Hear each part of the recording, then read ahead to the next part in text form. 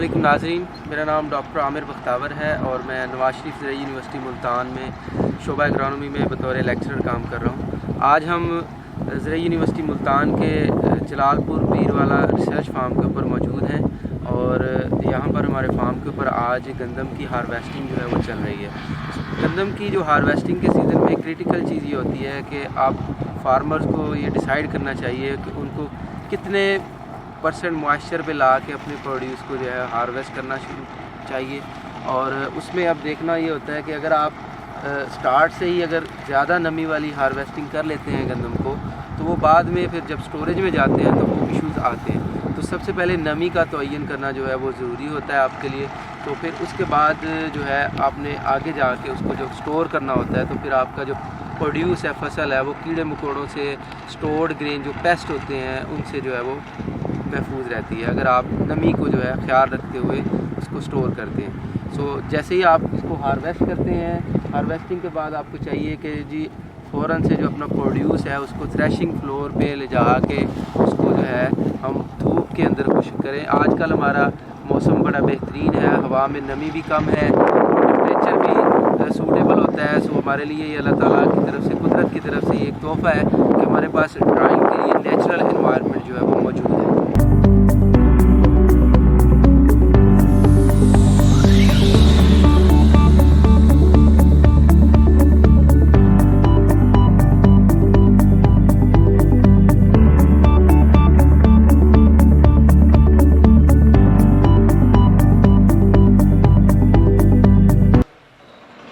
Harvesting और threshing के बाद नेक्स्ट जो इम्पोर्टेंट स्टेप आता है वो होता है कि हम अपने प्रोड्यूस को जो है किसी थ्रेशिंग फ्लोर के ऊपर फैला के उसको प्रॉपरली ड्राई करें।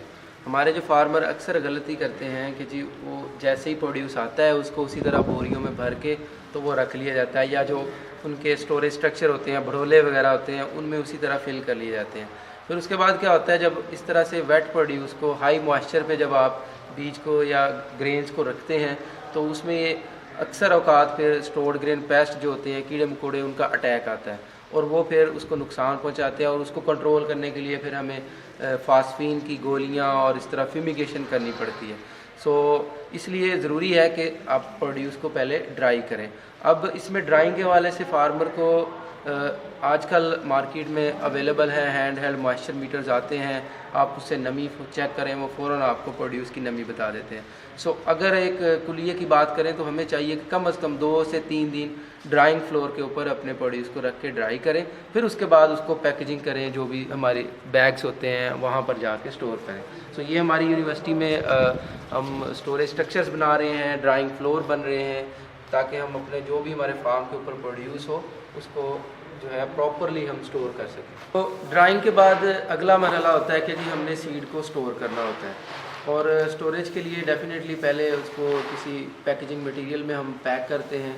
हमारे पास मुख्तलिफ़ किस्म के बैग्स मौजूद होते हैं जिसमें हमारे किसान भाई नॉर्मली जो है जूट बैग को इस्तेमाल करते हैं और इसके अलावा कुछ लोग यूरिया के बैग इस्तेमाल करते हैं। घरों में अक्सर भड़ोले रखे होते हैं, मेटल के साइलोज़ रखे होते हैं।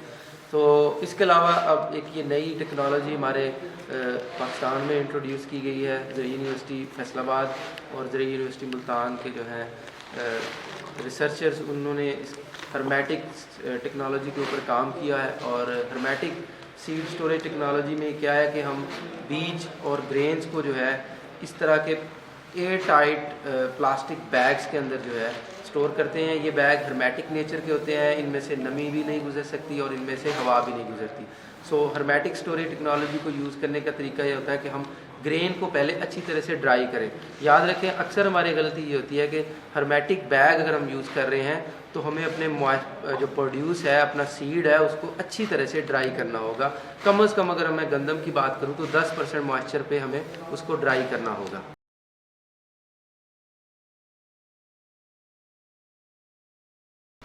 हर्मेटिक स्टोरेज टेक्नोलॉजी को यूज़ किस तरह से करना है आपने, इस तरह से हम बैग्स को पहले जो है इसकी सीलिंग को चेक करेंगे कि बैग कहीं से लीक तो नहीं है, क्योंकि ये बैग तब ही फ़ायदेमंद है अगर ये लीक ना हो, कहीं से पंक्चर ना हो आपका।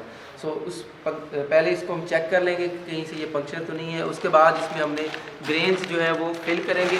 ग्रेन्स फिल करने के बाद इसको बंद करने का भी एक ख़ास तरीकाकार है। हम इसको अच्छी तरह से इस तरह से साइड दबा के, तो इसमें से जितनी भी हवा है वो उस हवा को हमने निकाल देना है। उसके बाद इसको हमने इस तरह से बल देते हुए बाकायदा तरीके से जो है इसको बंद करना है। इस तरह से बल देने के बाद इसको वापस यहाँ पे लाकर किसी रस्सी के साथ या टाई राइड के साथ हम इसको जो है वो अच्छी तरह से जो है वो बांध देंगे। तो ये हर्मेटिक स्टोरेज टेक्नोलॉजी को जो है वो यूज़ करने का तरीका है। हर्मेटिक सुपर बैग्स चूँकि थोड़े फ्रेजाइल हैं, उनके डैमेज होने के चांस होते हैं, तो उसके अल्टरनेट के तौर पर जो है प्लास्टिक के ड्रम्स को यूज़ किया जा सकता है। और उन ड्रम्स को हर्मेटिकली सील करने के लिए मार्केट में मेटल रिंग्स मिलते हैं जो कि आप उसके ऊपर लगा सकते हैं, और उसके जो कवर होता है उसके अंदर रबर की सील मिल जाती है जिसको आप लगा सकते हैं। उससे प्लास्टिक ड्रम जो है वो हर्मेटिकली सील हो जाता है और बिल्कुल इन्हीं सुपर बैग्स की तरह काम करता है।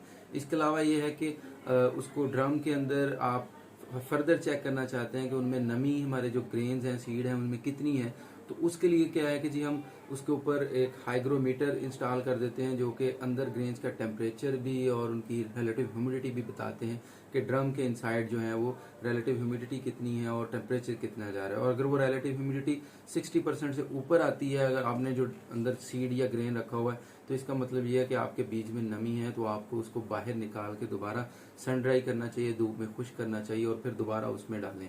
तो ये एक आपको इंडिकेशन भी मिल जाती है। तो इस तरह से जो है आप अपने ग्रेन्स को, खासकर वीट का जो सीड है उसको आप बेहतरीन तरीके से जो है वो स्टोर कर सकते हैं।